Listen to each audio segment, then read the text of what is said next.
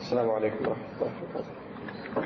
يا ربي لك الحمد حتى ترضى، ولك الحمد إذا ما رضيت، ولك الحمد بعد الرضا، ولك الحمد أبدا أبدا أبدا. الحمد لله الذي هدانا لهذا وما كنا لنهتدي لولا أن هدانا الله. الحمد لله الذي لم يتخذ ولدا ولم يكن له شريك في الملك ولم يكن له ولي من الذل وكبره تكبيرا. Inshallah ta'ala, I wanted to share an insane amount of things with you in this talk, so brace yourselves. I'll start with something very simple. My personal thesis is that we have reduced ourselves by and large, and this is changing very slowly, and I think there are some encouraging signs, but by and large, we have reduced ourselves to a generation of being entertained by speeches. And again, like I said, this is changing, but changing very slowly. What's happening around the country is that masajid are full of very highly qualified a'immah, du'at, people are giving lectures, conferences being held, talks being given, and people are attending these talks, and there's a huge degree of Allahu Akbar at the end of these talks, and 40 minutes later if you ask the attendees, what did you hear? It was a really nice Islamic lecture. It was very good. And wallahi, ya akhi, my heart, is, what do you remember? The speaker, I think he had a pet, he talked about that. There's a story about something, but it was really good. You got to listen to a recording or something, right?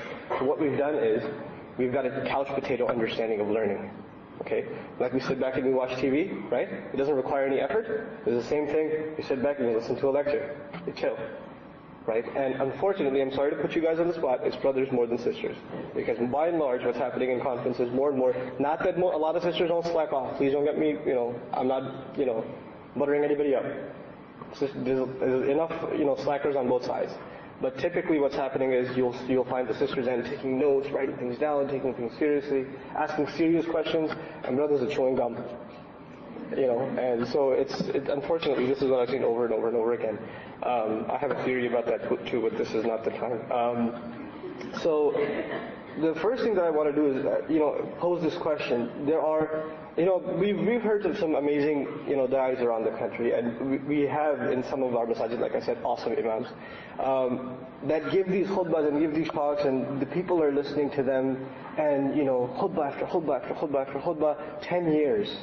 And before 10 years, you take a survey of the level of the people that are sitting there. And then you come back 10 years later and you take a survey of the level of the people that are sitting in the audience. It's the same people, guess what? At the same level pretty much. Except very few that made an effort on their own, but most of them are sitting there exactly the same as they were before. So there's a serious problem here. We're not maturing in terms of knowledge. Right? This is the first issue. The second issue is, by every generation of Islam, what's happened is, of course, there's a deterioration in Islamic values, or the upholding of Islamic values, but the more serious deterioration, in my understanding, is not that of not upholding the value, is not knowing the values. How can you uphold something you don't know? So, the bar on the bare minimum knowledge of Islam has come down. So what your parents knew about Islam, or what your grandparents knew about Islam from their parents, right, your great-grandparents, was quite a bit more than what your grandparents learned. And what your parents learned from your parents, or from your grandparents, is less. And what you guys learned about Islam from your parents is much less than that. Right?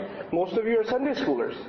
Right? A bunch of you are just MSA people. That's it. That's all you know of Islam, is your MSA experience. That's very little. That's a seriously small amount. So the level of knowledge has seriously deteriorated. And of course, we are all, overconfident in what little we know. So what we do is, we learn a little bit, and because that's all of Islam for us, and anything that doesn't match that little bit that we know must be deviant or misguided or, out of the fold or, unacceptable, because it doesn't fit our little world of study. The world is much bigger than our small experience. They call this the primacy effect in psychology, right?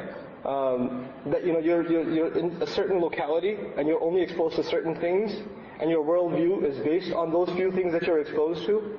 So that's basically what's happening. We're exposed to a few speeches, a few MP3 downloads, and that's it. That's our Islam.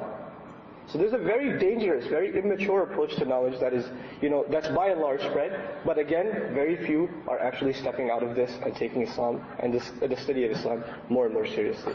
The second thing I wanted to mention, and there are 5 things I want to mention. So the second thing I want to mention is that to actually sustain knowledge of Islam, there are certain prerequisites, and they can never be compromised. So if any of you are serious about learning Islam, and of course learning Islam is for 2 reasons, right? Learning and teaching. And in between is implementing. Learning, implementing, and then teaching, right? If any of you are serious about this stuff, any of you are serious about learning Islam, and because the Messenger ﷺ already commanded us, be a student or be a teacher and don't be a third. So since most of us aren't teachers, what do we have to be? Students. There's no choice. And of course when the Messenger says students, he doesn't mean students at the University of College Park. He means students of Islam, right? Of course you can be students here too, that's fine, or wherever you're coming from. But we need to be students of Islam at the same time. Now, to be students of Islam, there's one unique prerequisite that is different from most other sciences, and that's memorization. And I'm talking about academic prerequisites first, okay? Memorization is a critical requirement of Islamic studies. You can't study Islam and you can't consider yourself a student of Islam if part of your agenda and part of your core requirements, so to speak, part of your first 60 credits isn't memorization, Quran memorization, Hadith memorization, right? And going beyond that, memorization of the opinions of Sahaba, etc. But of course the primary first, Quran memorization, a significant chunk of Quran, we should all have. And if you don't have that, then you're learning fiqh and you're learning comparative Sharia issues and history of Islam, and see, those are all secondary. And what's primary? The Book of Allah. You can't jump to the secondary if you don't have the primary. It doesn't make sense, right? Because that shapes your understanding of everything else. So Quran and Sunnah first, and then the secondary literature. But of course, we don't study Quran and Sunnah in isolation, and we don't study it, avoiding the wealth of scholarly literature that's available. So that was the first point that makes Islamic studies unique. The second issue that I wanted to bring to your attention is, all of you, how many students we have here in the audience? Just students, not of anything. Okay. Or have been students, pretty much all of us, right? At some point or another. Now, one of the things that makes someone a student is the ability to do research. Wouldn't that be considered correct? Right? So when you're a student in the field of biology or finance or computer information systems or whatever, right? You're given a paper to do, you're given some research to do, and you hit the library and you hit the books and you find out what it is what the answers you seek. Citations, right? Your paper's full of a bibliography. So we're saying that we have to become students of Islam, which means we have to be able to do what in Islam? Research. Critical, isn't it? Now, if you have to do research in Islam, of course you have to be able to hit sources. When you go to the libraries in the West for Islamic research, you are going to find books written by and large by Muslims or non-Muslims? Non-Muslims. Non-Muslims in the English language. And many of them may have good intentions, but by and large we cannot assume, we cannot put our Islam in their hands and let them give it to us. It just doesn't make sense. They don't believe in it. They don't believe it's the truth. So how can you believe they'll give it to us in a fair and balanced way? It just can't be, right? So we have basically put our whole deen in their hands. When we talk about Islamic research in the West, unless we have something of our own, some standing of our own. So you want to do research on your own. Google is not a research tool for Islam. Okay, just for a reality check.